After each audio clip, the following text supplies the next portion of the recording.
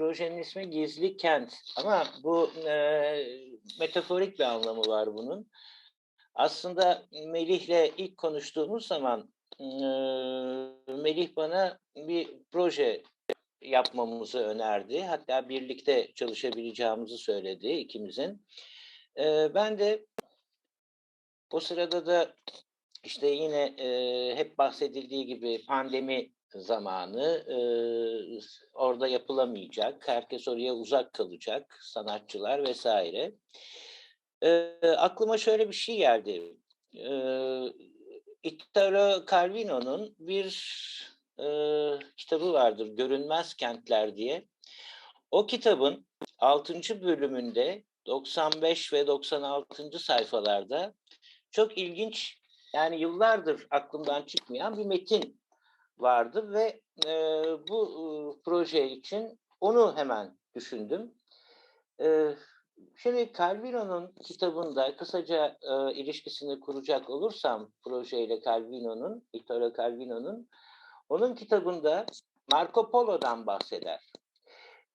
Geceler boyu Kubilay Han'a, yani Cengiz Han'ın, büyük Moğol İmparatoru Cengiz Han'ın torununa Marco Polo gezdiği kentleri anlatır.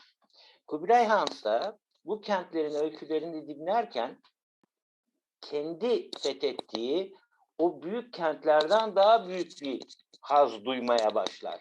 Ve ona ısrar eder. Sürekli bir gece, ondan sonraki gece, ondan sonraki arka arkaya bir sürü kent anlatmasını ister. Çünkü o kent savaşlarla ya da işte kahramanlıklarla anlam kazanmış kentler değildir Marco Polo'nun anlattığı kentler. Kişisel anılardan, öykülerden ve duygulardan oluşmuş kentlerdir ve kendine göre anlatır Marco Polo. Yani demek ki Kubilay Han'dan bahsediyorsak ve Marco Polo'dan bahsediyorsak 13. yüzyıldan bahsediyoruz demektir. Şimdi fakat sonunda Kubilay Han bir şeye uyanır ve şöyle bir diyalog geçer aralarında. Calvino'nun hemen o kısa bölümünü size aktarmak istiyorum. Şafak sökmüştü ki Efendimiz, bildiğim bütün kentlerin hepsini size anlattım, dedi Marco Polo. Hiç sözünü etmediğim bir kent kaldı ama. Marco Polo başını eğdi. Kubilay Han, Venedik, dedi. Marco gülümsedi. Bunca zaman size ne anlattığımı zannediyorsunuz ki? İmparator istifini bozmadı. Hiç duymadım oysa adını. Ve Marco Polo, ne zaman bir kent anlatsam Venedik'le ilgili hep size bir şeyler söylüyorum.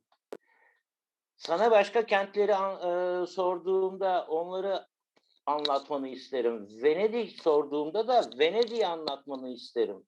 Diğer kentleri anlatmak, farklılığını kavramak istiyorsam, dedi Marco Polo,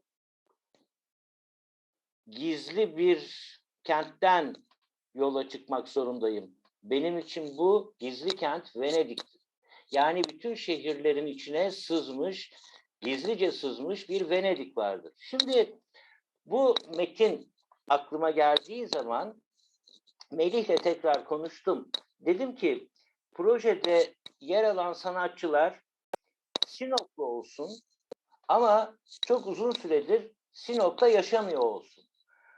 Hayatlarını başka yerlerde devam ettiriyor olsunlar ve onlara soralım.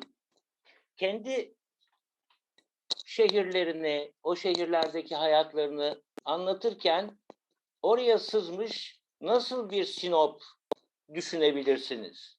Bu aslında biraz sadece Marco Polo'dan ibaret değil. Pek çok yazar ve şair bunu dile getirmiştir. Yani hemen şimdi burada aklıma geldi. Konstantinos Kavafis'in de hangi şehre gitsen senin şehrin arkandan gelir düşüncesi de burada tabii öne çıkıyor. Her ne kadar çok açık ifade edeyim.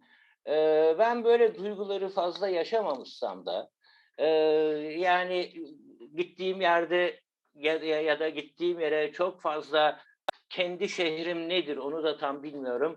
Oraya taşımamışsam da böyle bir duygunun olduğunu hissediyorum insanlarda. Ve bunu sanatçılardan sormak da benim çok hoşuma gider diye düşündüm.